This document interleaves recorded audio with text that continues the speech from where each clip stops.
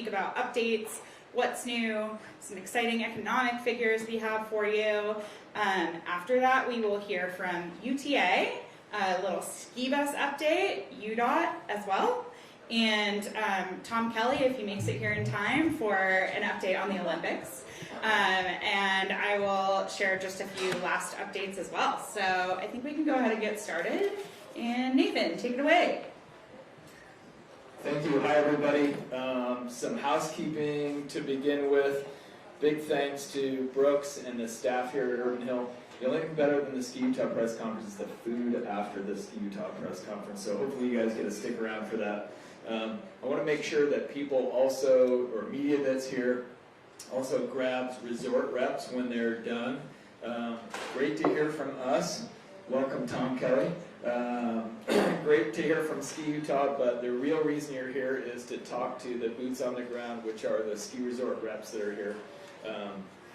And also, one last reminder is to check skiutah.com for the very latest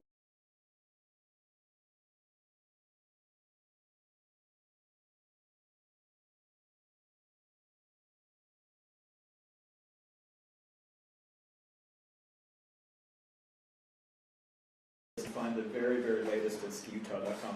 One thing that I want to mention is recognize somebody who is not here today, which is Harriet Wallace. She was a local journalist, and she sat here in the front row for the last 20 of these press conferences that I've been doing, and she sadly lost a battle to cancer recently, but she wouldn't have been there would have been nobody in this room more excited than she was for this upcoming ski season. And I've done a few of these, and we did our media event back in New York, and I got to tell you, Utah is really having a moment. There is so much happening in this state, it's kind of head spinning. First and foremost is our 50th anniversary.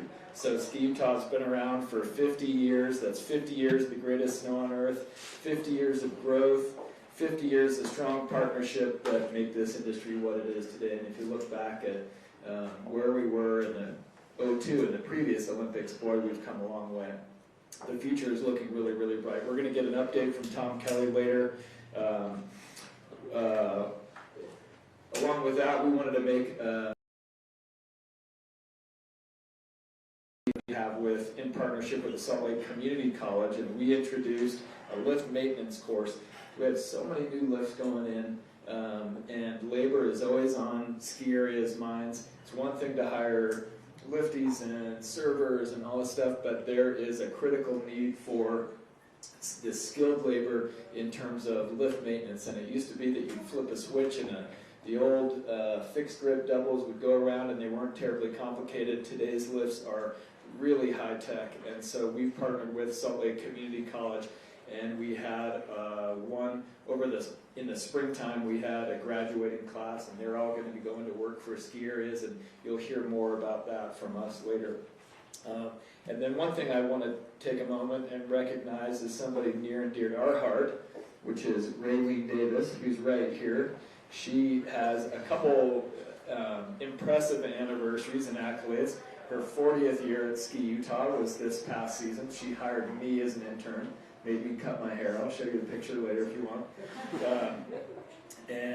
But more importantly, this spring she is being inducted into the U.S. Ski and Snowboard Hall of Fame, which is a really, really big deal. So quickly, I'm going to talk about what's new in Utah, and I can't really do it that quickly because there's so much of it. Any one of these items would be a headliner for a ski season, but we just have tons and tons happening. I'm not tired of hearing about Deer Valley, but it seems like that is what everybody's talking about. 10 lifts over the last 2 years, 100 new runs, new trail maps, and essentially bolting on a new ski area right on top of Deer Valley. It's going to be really exciting.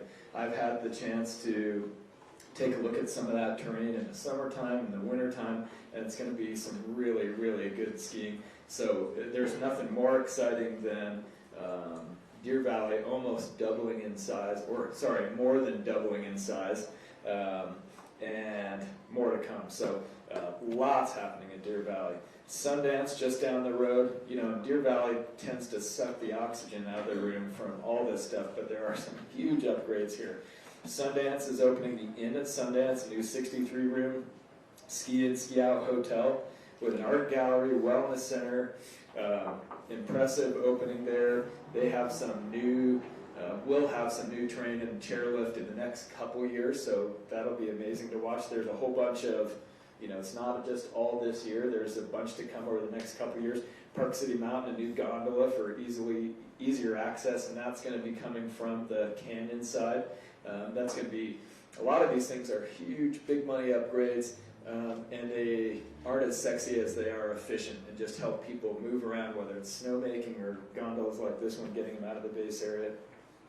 Snow Basin's got a new RFID system that's in place. You used to go there and get your lift scanned or your pass scanned, and now you're going to be able to just walk through. But more importantly, they've got a new Becker chairlift, which I think is one of the biggest sleeper chairlift improvements. I think there's going to be some really good skiing off the Becker chairlift at Snow Basin.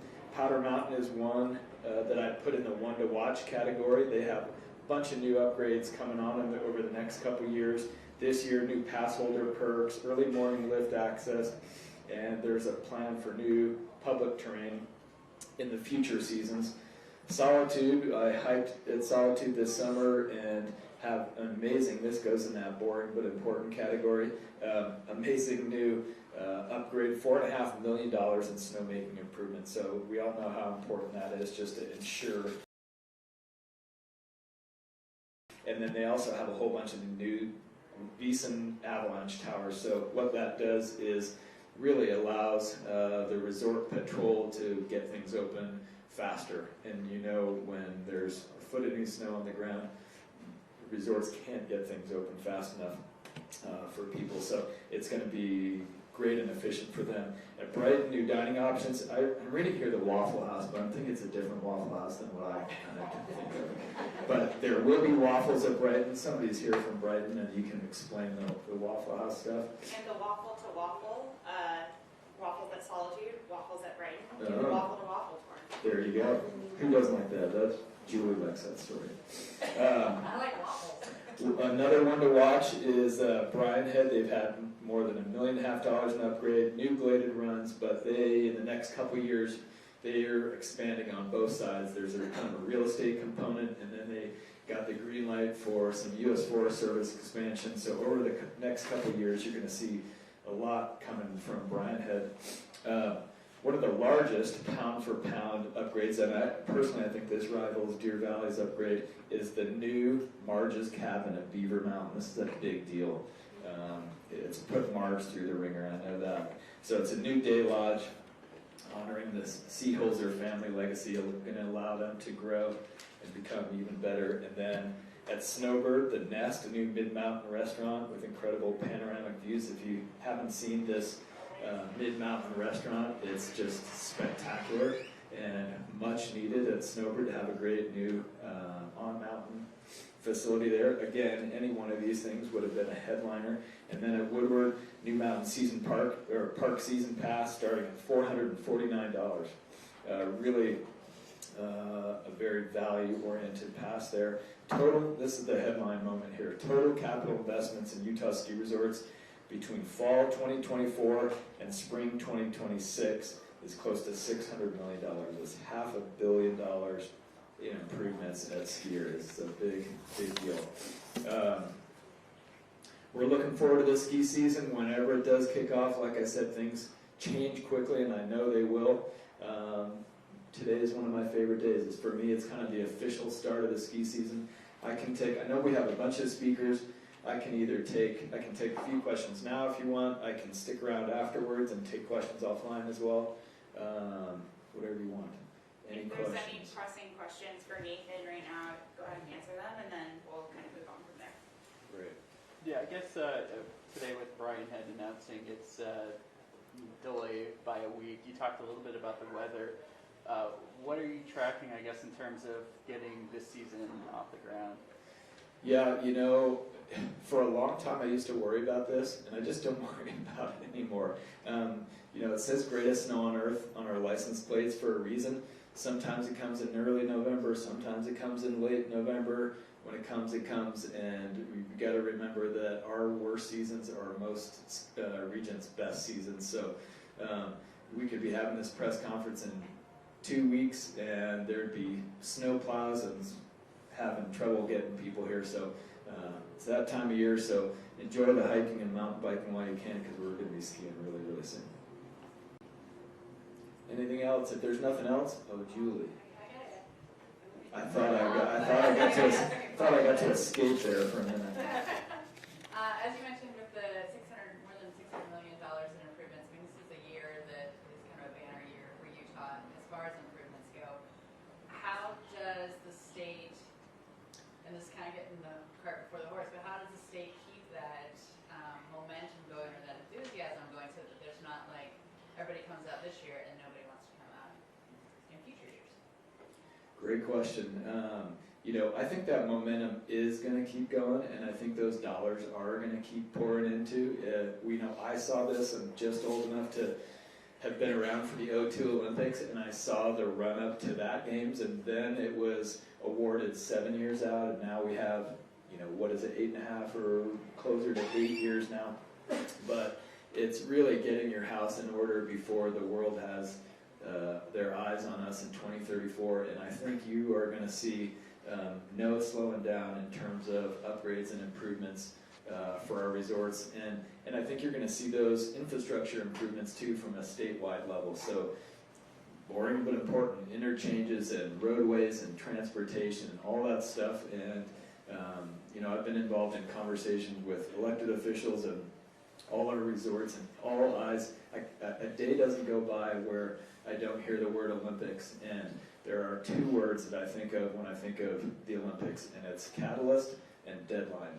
And those two things are really going to result in some amazing improvements for us. The Olympics are going to come and go, and everybody that lives here is going to be able to take advantage of the transportation, the improvements in transportation, the new mountain upgrades, whether it's chairlifts or restaurants or whatever. But I think you're going to kind of keep, whether it's going to be $500 million every year, I don't know.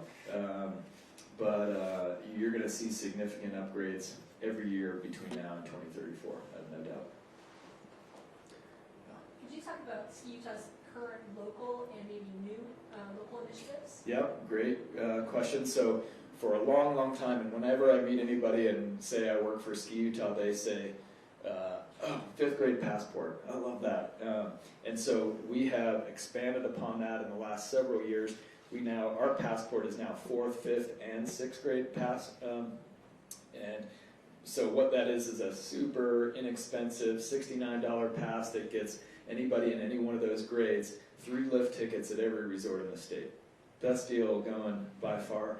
This year, we had and continue to have a program, a 4th grade program that's in the schools that teaches kids, it's part of the PE curriculum, and at the end of that program, they go and they get to take a field trip and go skiing. We have partnered with YSA, Youth Winter Sports Alliance, or Youth Sports Alliance in Park City, and they have really got the Wasatch back dialed, and they're going to help us take over the Wasatch front, get into more schools, introduce more kids to skiing and snowboarding. Again, that's Eyes on 2034 and the legacy programs that are front of mind for the Olympics. And Discover Winners in its 5th year. How about that? So Raylene, a big part of her being inducted into the Ski Hall of Fame, were some of the efforts she put towards these legacy programs. And Discover Winner is a program that we launched 5 years ago with the goal of getting people from different cultural backgrounds into skiing. And it's not to say that they didn't have the funding for it or whatever, but it just wasn't in their consideration set. This might be somebody who came from Ghana and works at Goldman Sachs, and they make a good living, but they just don't even know where to begin with putting on a helmet and goggles and the whole bit. And so we've kind of made that process easier for them. It's a program that we're really, really proud of, and that's going to continue. Yes, sir. Nathan had a lot of exciting announcements. As you look to the future, what's your biggest concern as the head of Ski Utah? Like, what do you think about in terms of, this has got my attention. My biggest concern ever is that I have this recurring nightmare that our gold passes don't work when somebody goes to scan. But I know we've got a great guy in charge of that. I think the most important thing for us is, we have this brand recognition now, we have these amazing mountains, and we just need to refine the experience. And it's such a subtle tightrope to walk between serving the most amount of people that we can and sharing that experience with the most amount of people we can with a finite amount of places to do it. And so just refining that experience, and it's quite a juggle to be able to make it as accessible as you want to for everybody. I grew up here, and we have essentially the same amount of ski areas as we do when we grew up. Now, we have twice as many gas stations and twice as many grocery stores as when I grew up, but the same amount of skiers. It helps that Deer Valley adds another 10 lifts, and everybody's upgrading, and these lifts are more efficient. But I don't lose a lot of sleep. We're just so lucky to be here and have this incredible skiing, 20 minutes that way. I think that's it. I'm going to pass things back to Allison, who's going to give pass along some other updates. Thank you. Okay, great. I think we'll start with UTA. Gavin from UTA is here. He's just going to give a quick update. Come on up, yeah. Thanks. Hey everybody, I'm Gavin Gustafson. I'm the Senior Public Information Officer at UTA. The main update is that we're bringing back everything that we did last year. So we've still got 972 going up Big Cottonwood Canyon, 994 going up Little Cottonwood Canyon. We've got the addition of the Canyon Service 1 and 2 that we brought in last year. That brought back the swamp lot that we all like to call it along the Wasatch Boulevard there. So all that's coming back. In addition, we've still got 674 to Powder Mountain, 675 and 77 to Snow Basin. All of those, pending weather and snow and resort openings, should start on November 23rd. Sundance a little bit later. That's Route 880. That should start December 20th, and everything's going to run through late March for Sundance, mid-April for everything else. So we're excited for another, productive season. We had over 400,000 riders last year. We had more than 400,000 riders the year before. So just in the last couple of years, we've had basically almost 1 million people ride the bus up to the ski resorts. So we want to bring more people on the bus, get less people, in their cars off the road, and make for a quicker and stress-free trip. So ride the bus, go to rideuta.com, check out all the schedules, sign up for our service alerts for any changes. Look, we all know that things change. Mother Nature blesses us with snow, and that does throw some things off. So sign up for our service alerts, download the Transit app, and you can get all the information there. And I don't want to take up any more time than I need to, so I will pass it off to the next. Yeah. Feel free to grab Gavin afterwards Yeah. if you have questions. Right. Individually, yeah. Great. We have Bree from UDOT. You want to? Oh, sorry. Will you remind me? Becky Parker from UDOT. I'm so sorry. I'm Becky Parker. I am the Traveler Information Director for the Utah Department of Transportation, and we are excited to have our partnership with Ski Utah and want to congratulate them on the 50-year anniversary. We are getting ready for winter. We are always getting ready for winter by getting our materials in order, and we have some changes this year coming to the traction law, but we are getting prepared for the sticker program. That is going to launch next week, so that we have a common goal with Ski Utah. We want to get people safely and prepared up to enjoy the recreational opportunities that are available to them. And one of the ways that we do that is through our education with getting the sticker and being prepared for driving in winter weather. So thank you very much. Thanks. Sorry about that. Great, and we're so grateful to both UTA and UDOT for helping make the roads safer here in Utah, and I'm excited to ride the ski bus and carpool this year. Just a couple of notes. Actually, let's have Tom Kelly come up and do an Olympics update. Thanks for making it. He was in Olympics meetings, important things. I mean, what? You were in meetings about the Olympics. Hi, everybody. Thanks to everybody for being here today. As Nathan said earlier, this is always a really pumped up meeting because those of us who love to ski, this is kind of the indicator that it's really right around the corner. Just a couple of points on the Olympic and Paralympic Winter Games coming in 2034. As I think most of you know, we got the bid award nearly 10 years out. Normally it's just 7. So we're about 8 years and change out right now, so we're still playing in extra time. So there's not a lot going on, but at the same time, there is a lot. And one of the cool things about the bid that we got here for Salt Lake City, Utah, is that all of our venues from 2002 are still active, they're still in use, and we'll see that this winter. There's a Speed Skating World Cup coming up at the Olympic Oval in 2 weeks.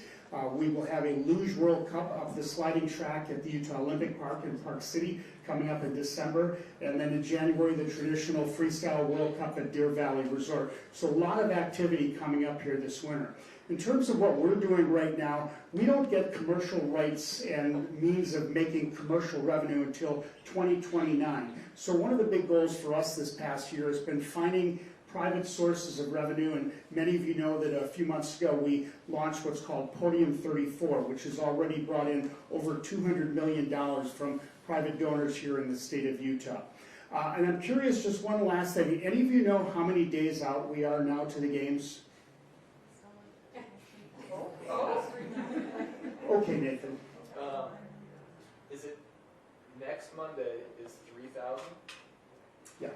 You're very close. So just to tease this out a little bit, on Monday, November 24th, we will be 3,000 days out until our games. LA, for example, is about 1,000, a little less than 1,000 right now. Milan Cortina is a little bit over 90, but we'll be 3,000 days out to the opening ceremony, which is February 10, 2034. So we will have an announcement event that day to celebrate 3,000 days out. Still is a long time, but if you're sitting in the office a couple blocks from here, it's like, wow, this is going to come up quick. So thank you very much, and I'll be around for questions if anybody wants to grab me afterwards. Great, thank you. Okay, last but not least, as Nathan mentioned, Ski Utah is celebrating 50 years of hanging around Utah, and we are super excited, our 50th anniversary, and in honor of that, we really want to give back to the community. As such, we will be conducting a scavenger hunt on December 3rd for the community at large. So we will be hiding pairs of lift tickets throughout resorts and iconic locations. We will hide 50 total, 25 pairs, all throughout the state of Utah. Clues will drop on Ski Utah's Instagram December 3rd, starting at 10 a.m. And we're just really excited to give some lift tickets away and hope to get everyone excited about the ski season. December 3rd is our actual anniversary, so yeah, in honor of our birthday, we're celebrating the community, so hopefully you guys can help us get the word out about that. And if you are a resort or DMO rep here, please see me before you leave so that I can give you some of your lift ticket vouchers tag. Lastly, I just wanted to mention Discover Winter, as Nathan mentioned, going into its 5th season. Super excited to bring it back. Applications do close for that on Monday. So if you know anybody who'd like to apply or you want to apply, make sure to get your application in about that. And otherwise, yes? You need to be 18 or older. Discover Winter is a program for adults. Lastly, I can't be in 2 places at once, so give me one moment here. Will you just press the right arrow? Yes. There we go. Okay, introducing, we are moving into the 20th, yes I said 20th century with a landing page. Our local media events have a landing page now. So I'll be sending out reminders to RSVP. I've started building them out on Eventbrite. They're not done, so I will get them up. But as we have those, you will be able to RSVP local media through Eventbrite. So we hope to see you at some local media days here at various resorts. We're not just doing one per month this year. We're doing really as many as the resorts want to. Give you guys all the opportunities to ski, chat with resorts. We'll have resort reps there as they're able to join as well. Thank you to the resorts for hosting these. And lastly, I'm just going to have a little roll call through here because I know I'm grabbing folks for interviews. Just want to make sure everybody knows who's who. So we're going to start here. We have Rosie from Alta Lodge. Raise your hand so everybody can see. Courtney Ryan from Visit Park City. Oh my God. Jay from Woodward. It's been a day. Lexi from Alta. Tom Kelly just spoke. Ryan from Visit Salt Lake. We have John from Park City Mountain. We have Emily from Deer Valley. We have Brooks from Snow Basin. I can't see. Oh, Jared from Brighton. Sorry, couldn't see you there. We have Mark from Solitude. We have Jake from Snowbird. We have, who am I missing? Raise your hand if I'm missing you. Oh. I'm Katie from Nordic Valley. Ah, yes, Katie from Nordic Valley. And Taylor in the back from Visit Ogden. I know Jessica from Heber was here. Okay, great. If you need help finding anybody, find me and I can find them for you. They're here to answer any questions you might have and get everyone excited for the season. We have a little setup outside if you want to grab folks, little flag if you need a